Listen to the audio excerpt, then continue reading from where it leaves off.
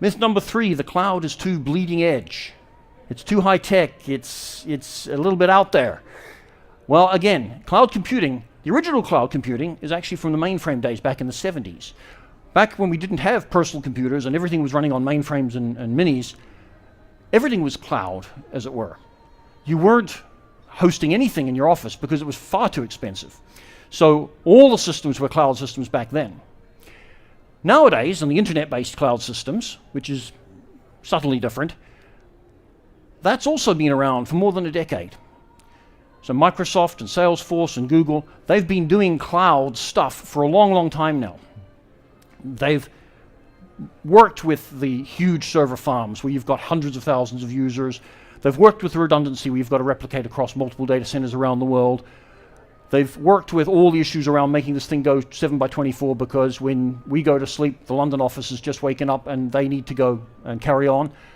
They've dealt with all of that, and they've gained more than a decade of experience in making it super reliable, super robust. So it's a mature, robust, and proven technology now. It's not bleeding edge anymore. 10 years ago maybe, but now it's something that actually we do all the time. Myth number 4, it's cheaper in the long run to own. Now most people, I've found, when they think about renting software or software subscriptions, they look at it and say, yeah, but wouldn't it be better if I owned it? Because sooner or later, I'm going to spend more paying a monthly fee than I would spend if I just bought it. I'm just in the process of buying a new car, and I can say for cars, absolutely. When you're buying a car, all things being equal, leasing it eventually is going to cost you more, right? You're paying for the privilege. The car is a certain price. We all have to put the same amount of gas in our car. We still have to do the oil changes. Those costs are constant whether we lease or buy. But for computer systems, the answer is not necessarily. In fact, often the answer is no. It's not cheaper to own. Come back to the economies of scale. Microsoft, Google, Amazon, they have these huge economies of scale. So we talked about your system and your system and your system being individually set up. That's very expensive by comparison to one great big system being set up and you getting a little slice and you getting a little slice. Those economies of scale are in fact quite incredible. So the cloud companies can provide you with that system for less than the cost of maintaining your own system, okay, let alone buying it, just maintaining it. What I've done actually for a few different customers is I've done a little analysis of that. So there's only 4 graphs, okay, 4 charts, that's it, I promise.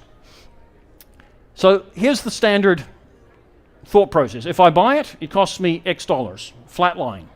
If I rent it, it costs me so much a month forever. Well, at some point the lines cross and it's going to cost me more to rent.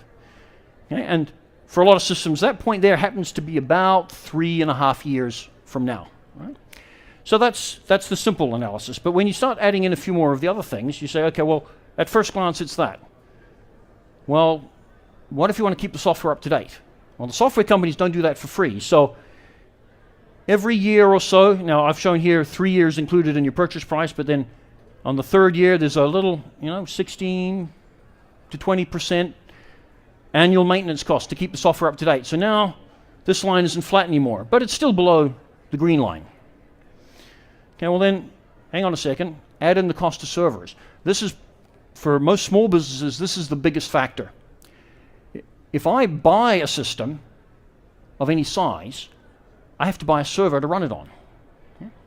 If you're subscribing to an online cloud service, you're not buying the hardware at all. In fact, they almost throw that in for free. They rent you the use of the software and you don't pay for the hardware at all. But if you factor that into the cost of owning, well, you've got to buy it, you've got to maintain it, and every 5 years you have to replace it. Nobody will sell you a warranty on a server that'll go longer than 5 years. Even the super extended warranty runs out in 5 years. So now the line is a little bit more gray. Last but not least, you have to keep that server running. And again, you have to do it individually. That's your server. You have to pay somebody to keep that thing running. And if you hire a company to do it, they'll charge you $200 or $300 at least per server to keep it running per month.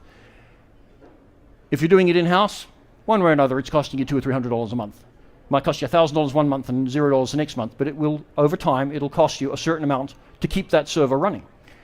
Well, when you factor all these costs in, This green line is below the red line forever, because the cost of keeping it going in-house outweighs the cost of renting it from somewhere else, plus you've got the capital investment in the first place. Now, the numbers differ from company to company. So we've created a little spreadsheet where you plug in the numbers, okay? And these are real numbers. This is a real example, not a made-up one for the presentation.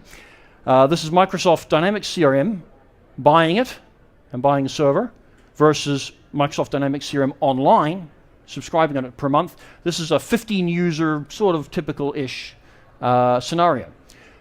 If anybody wants a copy of the spreadsheet, and you want to look at a cloud system, you're considering what are all the costs, we'll quite have you give us your business card at the end of the presentation, and we'll send you a copy of the spreadsheet. You can plug your own numbers in and see where these lines cross, or if they cross at all. Okay, that was the last chart, I promise.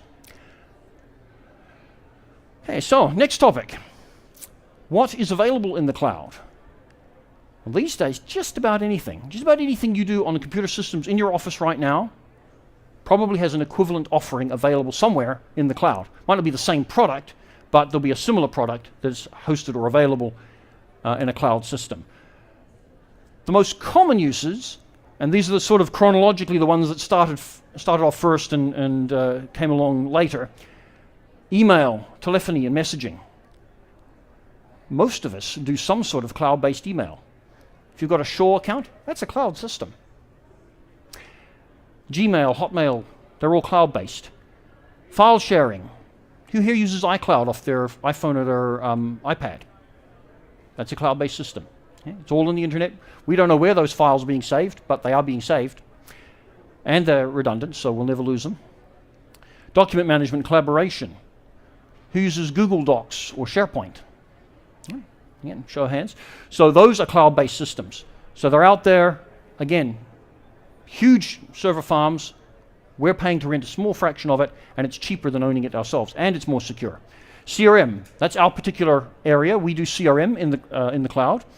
And so CRM is a widely used cloud-based system, a business system, not going beyond file and document management. You can even put your entire business infrastructure in the cloud nowadays. So with products like Windows Azure, you can have everything, your servers, different applications. Even if they weren't built for the cloud, you can put the whole thing up in the cloud and have somebody else take care of it. You don't have to worry about all that infrastructure. Infrastructure is a computer industry buzzword for hardware and networks. Okay? So your hardware can be somewhere else, and they will take care of it for you. Okay, so those are the more common ones, but again, QuickBooks has a cloud offering. I think Simply does too. All sorts of different systems now have cloud equivalents or offerings for you to consider. So you probably already use it. Who here has a Gmail or Hotmail or Yahoo mail account? It's cloud. And we've had them for years probably. BlackBerry messaging, Office 365, Exchange and Link, all cloud-based systems. We already know some people use iCloud or Google Docs, Office 365, SharePoint, Dropbox. Has anybody heard of Dropbox? Yeah. Again, that's a free one, isn't it? Well, there's a free version of it. So, you can't get much cheaper than that. $0 per month, right? And Dropbox will look after your stuff in the cloud. And does anybody know where the Dropbox servers are? No, I have no idea. And really we don't care, because they're out there. And there's copies, multiple copies of your files that you've put in Dropbox are saved somewhere. Okay, I talked about CRM. Now we do Microsoft Dynamics CRM Online. There's Salesforce, there's Sugar CRM. There's literally hundreds of other CRM systems available online in the cloud. And we talked about Windows Azure. Okay, what is not suitable to be put in the cloud? When should you not use a cloud system? Because there are circumstances. It's not a panacea for everybody all the time. One area which can be problematic is when you have tightly integrated systems. So if you have a system that either is or has to be, in particular, physically at your factory or your office, and you need that to be tightly integrated with another system, and they're going to exchange a lot of data constantly, and you want it to be high speed, well, you put one of those systems in the cloud, now you've got a narrow pipe, which is your internet connection, for the two of them to talk to each other. Now these days that matters less and less, because that narrow pipe isn't so narrow as it used to be 5 years ago or 10 years ago. But that's a consideration. That's a reason why some people would put a system on-premise rather than in the cloud. This is probably the most common reason why you wouldn't go into the cloud, because it's a black and white thing, if there are regulatory restrictions. So if you're in the healthcare industry in BC, for instance, you are legally required not to have people's personal health records or any component of their health records outside of BC. They must be kept on a server in BC, which is an old law. It's probably less secure than if you were allowed to put them outside of BC, but I don't see it changing anytime soon. Education institutions, again, can't have cloud-based systems outside of the province if they're primary or secondary. Interestingly, tertiary education institutions can, because when the tertiary students log in, they're old enough to say, oh, I waive my right to having this stuff stored in BC. Closely allied with that is what I call politics, the Patriot Act. Some people have a moral or ethical problem with the Patriot Act. In fact, lots of us have a moral, ethical problem with the Patriot Act. And some systems are only hosted in the States. Therefore, theoretically at least, they're open to inspection from Homeland Security.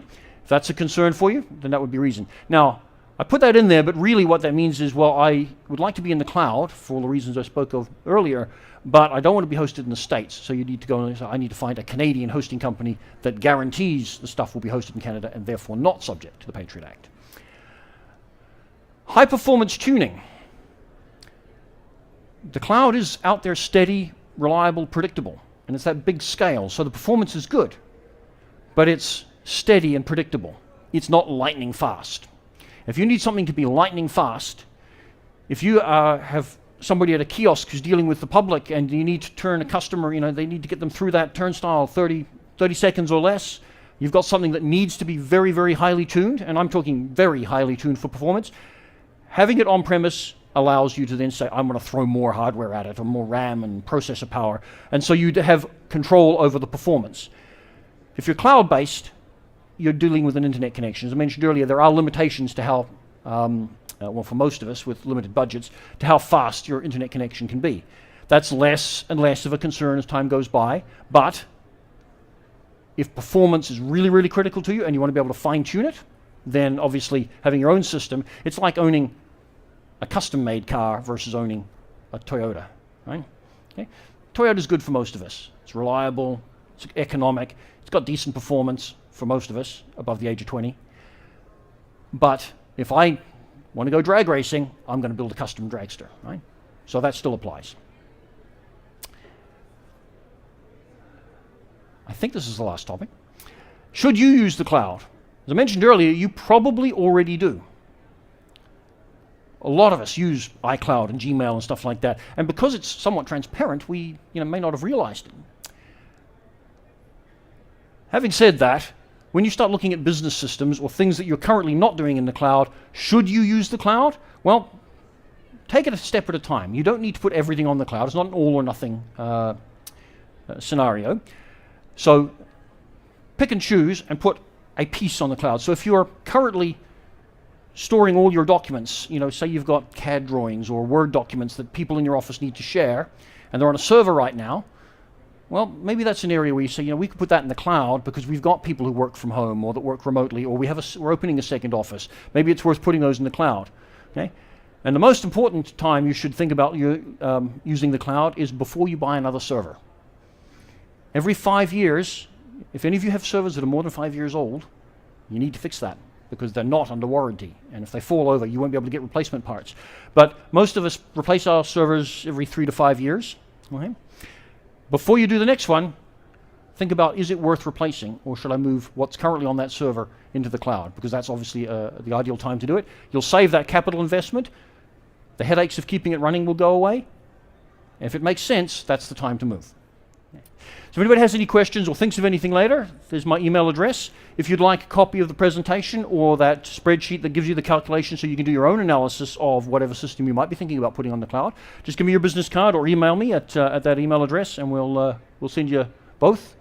No problem at all. And thank you very much.